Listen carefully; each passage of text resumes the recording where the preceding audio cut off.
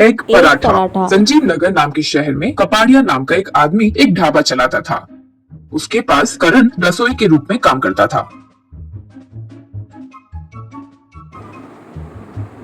एक दिन करण करी बना रहा था तो कपाड़िया उसके पास आकर करी का स्वाद चख कर, करी तो स्वादिष्ट है, बाकी के आइटम्स भी अच्छे से बना रहे हो ना, अच्छे से बनाओ, लेकिन कल से मैं तुम्हें जो सामान दे रहा हूँ उन्हीं से खाना बनाना होगा। तुम जो सामान लाते हो वो कोई काम का नहीं आएगा, ठीक है ना? यूँ कहा करण। ठीक है। यूँ कहा अगले दिन से कपाड़िया कम दाम पर ही मिलावटी सामान लाकर करण को देने लगा। कुछ दिन वो इस्तेमाल करने पर करण को ठीक नहीं लगा तो एक दिन कपाड़िया से, आप जो सामान ला रहे हैं उससे खाना स्वादिष्ट तो नहीं बनेगा, साथ ही साथ कस्टमर की सेहत भी खराब हो रही है। यूँ कहा तब कपाड़िया, मेरे लाए रेशन पर खराब नाम डाल रहे हो और तो और कस्टमर्स की सेहत तो खराब हो रही है, ऐसे बोल रहे हो? चुपचाप मुंह बंद करो और काम करो, नहीं तो निकल जाओ। यूँ कहा करण। मैं ये सामान के साथ यहाँ काम नहीं कर सकता हूँ, निकल रहा हूँ मैं यहाँ से। कहकर वो ढाबा छोड़कर चले गया। करण घर पर दुखी होकर चुपचाप कुछ सोचते हुए बैठा था। उसके पास उसकी माँ उमा आकर, क्यों रे ऐसे हो, क्या हुआ, क्या सोच रहे हो? यूँ पूछी तब करण। मेरी नौकरी चली गई माँ।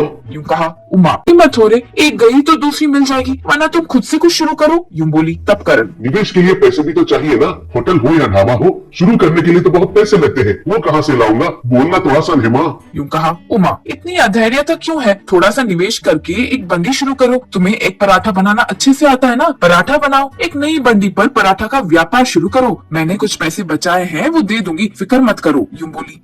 माँ की मदद से करण एक सेंटर पर बंडी पर ही पराठा बनाकर बेचना शुरू किया। वो जो एक पराठा बनाता था वो बहुत स्वादिष्ट होता था। एक पराठा के साथ एक करी भी कम दाम पर बेचता था। दाम कम और स्वाद अधिक होने से धीरे धीरे ज्यादा ग्राहक आने लगे, बहुत लोग आने लगे। करण के बंडी के पास रोज एक रिटायर्ड कर्नल आता था, एक पराठा खाता था, अच्छे से बात भी करता था। करण के एक पराठे के लिए कस्टमर्स बढ़ने लगे।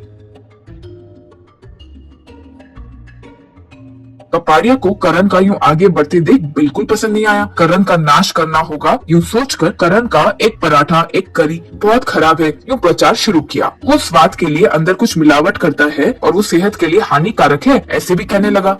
इससे करण का व्यापार पर असर हुआ।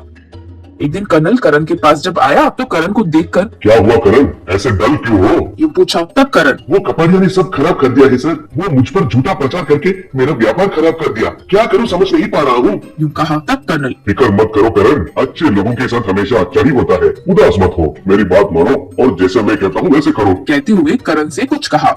फिर अगले दिन से करण अपने पराठे बंडी पर एक बोर्ड लगाया। उसके ऊपर लिखा था कि आप जो पराठा खा रहे हैं उसका स्वाद और क्वालिटी देखकर आपके हिसाब से ही पैसे डब्बे में डालिए, यूं लिखा था। तब से करण उसके पास एक पराठा एक करी मिलाकर खाने वाले लोगों से हो या पराठा खाने वाले लोगों से कभी पैसे नहीं लेता था। खाकर लोग उनके हिसाब से ही डब्बे में पैसे डालते थे। गरीब लोग भी चले जाते थे, तब भी करण उनसे कुछ नहीं कहता था। कुछ लोग तो पराठे के दाम से ज्यादा ही डालते थे। फिर से करण के एक पराठे के ग्राहक बढ़ गए।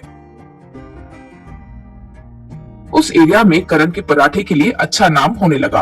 करण एक पराठा का स्वाद बहुत फेमस हुआ और गांव में या पड़ोसी नगर में भी नाम बढ़ने लगा। इससे करण जल्द ही अच्छे से कमाने लगा। एक ढाबा भी शुरू किया। उस ढाबे पर भी एक बोर्ड लगा रखा था। उस पर भी ऐसे ही लिखा था कि आप जो पराठा खा रहे हैं उसके स्वाद और शुद्धता के हिसाब से आप ही पैसे तय करके डब्बे में डालिए। ढाबा भी अच्छे से चलने लगा। करण की तरक्की से कपाड़िया के ढाबे का दिवाला निकल गया और कपाड़िया गांव छोड़कर चले गया।